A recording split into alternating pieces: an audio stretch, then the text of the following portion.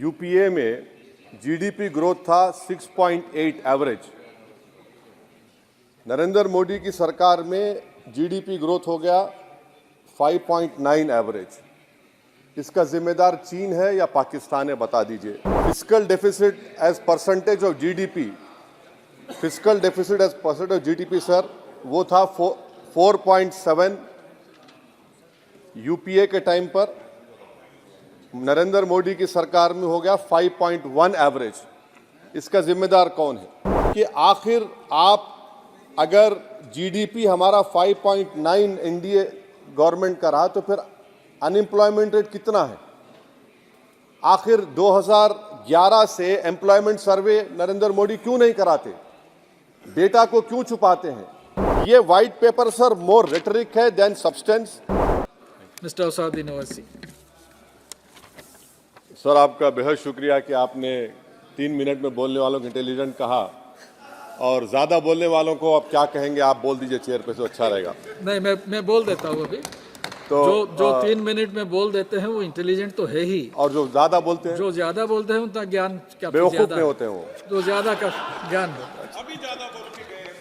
Sir, आपने मुझे बोलने का मौका दिया। सर, मैं पहले ये बात वाज़ेह कर देना चाहता हूँ कि मैं इंडिया में नहीं हूँ मगर वतन अजीज़ का हूँ, और मेरा मामला ऐसा है कि मैं अब लाइन ऑफ एक्शन पर हूँ। भारत की राजनीति में अगर कोई लाइन ऑफ एक्शन पर है तो मैं हूँ।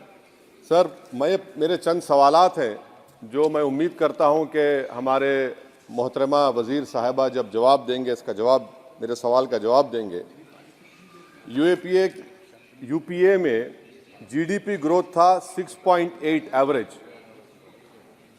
नरेंद्र मोदी की सरकार में जीडीपी ग्रोथ हो गया 5.9 एवरेज। इसका जिम्मेदार चीन है या पाकिस्तान है, बता दीजिए। Fiscal deficit as percentage of GDP, fiscal deficit as percentage of GDP sir, वो था 4.7 यूपीए के टाइम पर। नरेंद्र मोदी की सरकार में हो गया 5.1 एवरेज। इसका जिम्मेदार कौन है? हाँ, पाकिस्तान है। सही कह रहे हैं आप। मान लिया आपके अक्ल की तारीफ करता हूँ। सर, इन्फ्लेशन है यूपीए के हुकूमत में 8% था, नरेंद्र मोदी की सरकार में 5% है। मगर क्या ये बात सच नहीं है कि जो ग्लोबल तेल की कीमतें थी 2008 से 14, वो एक बैरल $100 के ऊपर बिकता था। अब 2015 से 2021 तक एक बैरल ऑयल $55 से $70 के दरमियान में था। तो ये क्रेडिट आप नहीं ले सकते, ये आपकी मेहनत नहीं है, इसमें एक्सटर्नल रीजंस है।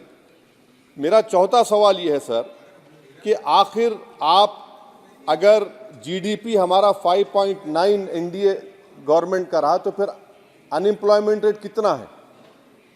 आखिर 2011 से एम्प्लॉयमेंट सर्वे नरेंद्र मोदी क्यों नहीं कराते? डेटा को क्यों छुपाते हैं? आप करवाइए सर्वे। हाँ, ला लीजिए एनएसएसओ का ला के दे दीजिए।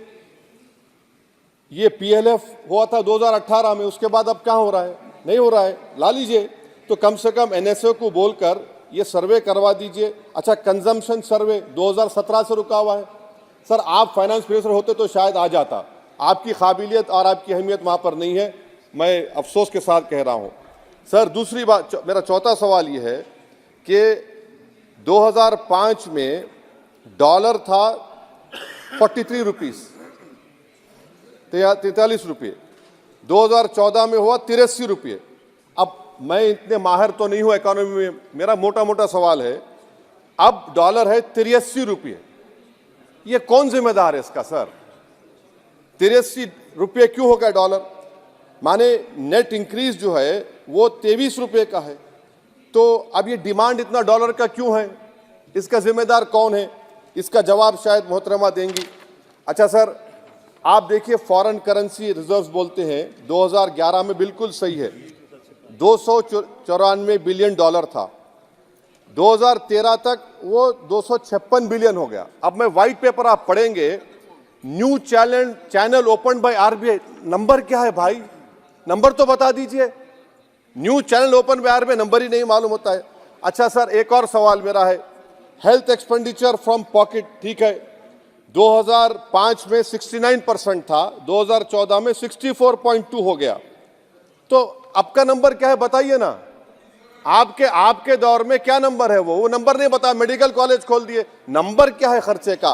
तो ये जो व्हाइट पेपर है, एटलीस्ट 2020 का डेटा दे दो आप। ये white paper sir more rhetoric है देन सब्सटेंस।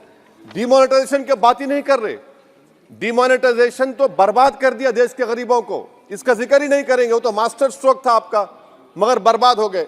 सर मैं कंक्लूजन में, क्योंकि आपने अक्लमंद कहा है मुझे कम टाइम में बोलने वालों को, तो मैं सरकार से आपके जरिए से मुतालबा करता हूं कि एक व्हाइट पेपर ये निकालिए कि 2014 में 1 लाख के मॉब लिंचिंग से 2024 तक कितने मुसलमानों का मॉब लिंचिंग हुआ, कितने घर बुलडोजर तोड़े गए। सर मैं खत्म कर रहा हूं सर, खत्म कर रहा हूं। और साथ ही साथ आप एक व्हाइट पेपर जारी कर दीजिए कि चीन 2000 स्क्वायर किलोमीटर पर कब्जा करके बैठा है या नहीं है, डेप्सांग डेमचॉक हमारे पास है या नहीं है। और आखिर में यूपीए के वक्त में माइनॉरिटीज बजट में फ्री कोचिंग था, आपने बंद कर दिया। मौलाना आज़ाद फाउंडेशन आपने बंद कर दिया, मौलाना आज़ाद फेलोशिप आपने बंद कर दिया। फाउंडेशन तो 9, 10, 12 माइनॉरिटीज के बच्चों को स्कॉलरशिप मिलते थे, प्री मैट्रिक स्कॉलरशिप आपने 9th क्लास से उसको रेस्ट्रिक्ट कर दिया, हो गया। ये सर मैं खत्म कर रहा हूं सर। तो मदरसा एजुकेशन आपने खत्म कर दिया, ये क्यों किया आपने भाई? हद तो ये होगी कि आपके पास 2014 में एक मुस्लिम वजीर था, अब तो एक भी नहीं है, एक भी नहीं है। अजीब है मामला। अब आप देख लीजिए, तो ये बातें हैं सर। और फिर सर ये व्हाइट पेपर में आप देखिए सर, ये व्हाइट पेपर में बिजनेस स्टैंडर्ड का एक आर्टिकल का जिक्र है मिस्टर शंकराचार्य का। ये शंकराचार्य साहब जो है, मिस्टर शंकराचार्य, ना रेटरिक पर रेटरिक लिख रहे हैं आप, उसका तोते की तरह लिख दिए उसको, ना नंबर भी देते वो। तो ये जो व्हाइट पेपर है सर, ये मोर रेटरिक सब्सटेंस है। मैं उम्मीद करता हूं कि कल तक देश के प्रधानमंत्री वो व्हाइट पेपर जारी कर देंगे कि कितने मुसलमानों का आपने मार्जिनलाइज कर दिया, बुलडोजर से घर तोड़े गए, कितनों को एनकाउंटर हुआ, कितने जेल में है यूएपीए में, और चीन कितनी जमीन पे कब्जा करके बैठा हुआ है। बहुत बहुत शुक्रिया सर।